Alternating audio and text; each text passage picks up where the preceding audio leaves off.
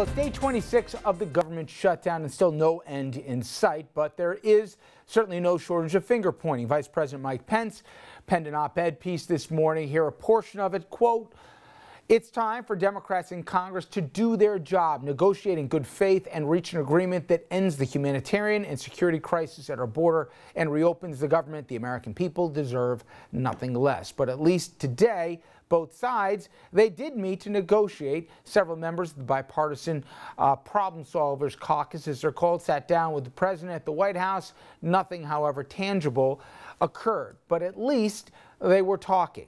Republican Senator Lindsey Graham, he is rallying a bipartisan group to pressure the president to end the standoff. We're going to see if that effort gets anywhere.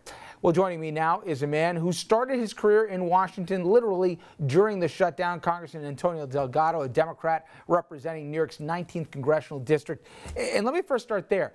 You get there, your first day, a portion of the government shut down.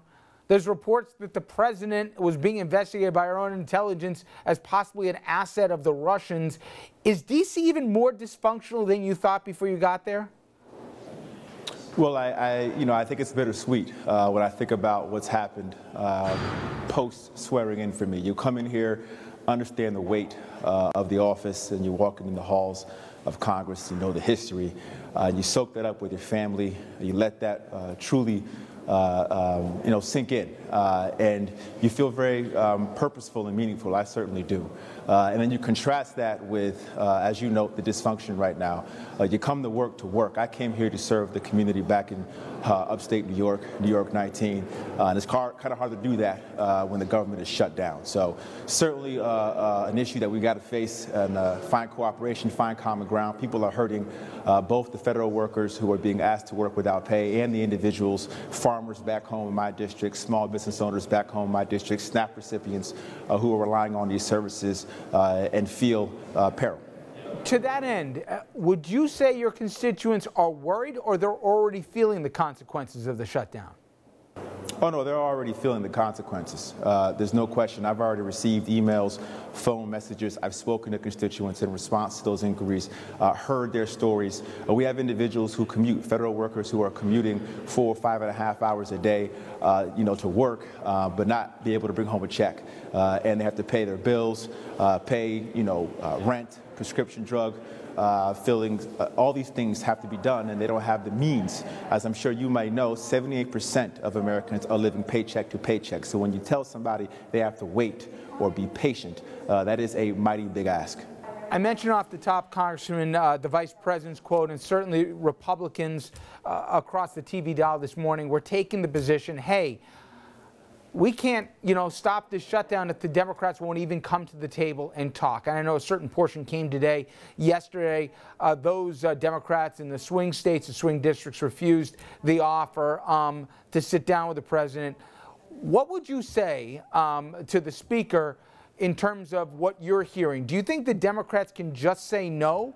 Or do they have to at least sit down at the table with the president and be willing to concede maybe some funding for the wall, maybe in exchange for DACA or something along those lines?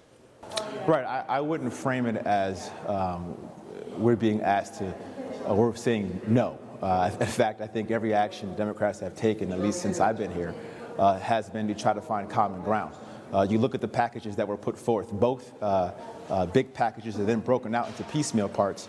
These are bills that were already approved, supported by the Republican-controlled Senate before I even got here. These are bills that we were actively trying to put forth that we knew, based on prior recent history, we would have common ground.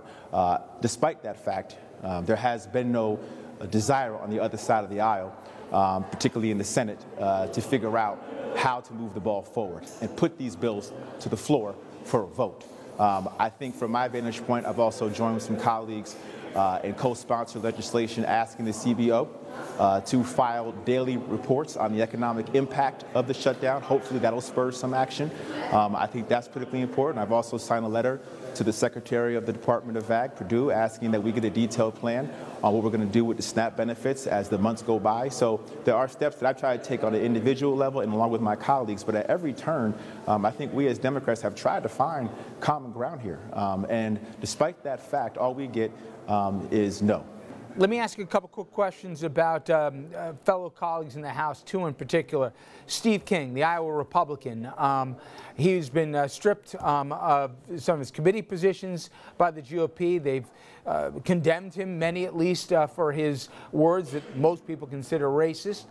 But yet he still has a job. The two papers of record in Iowa said he should resign. What do you think? Should he resign his job given what he said? Well, listen, what I think is that the remarks that he made are uncalled for, are very concerning, profoundly disturbing, and have no place in the halls of Congress. Whether or not he should resign, he should decide. He has his own conscience to look at. But I can tell you that that type of rhetoric, that type of hate-filled language is something that we should not be tolerating, and is certainly going to be counterproductive to any real meaningful cooperative change here in this body. Congressman, I appreciate a few minutes. Thank you so much. Thank you. All right, everybody, when we come back, I'm going to bring in ABC News political director Rick Klein. He's going to tell us what is going on behind the scenes with the shutdown, Democratic calls to delay the State of the Union, and more.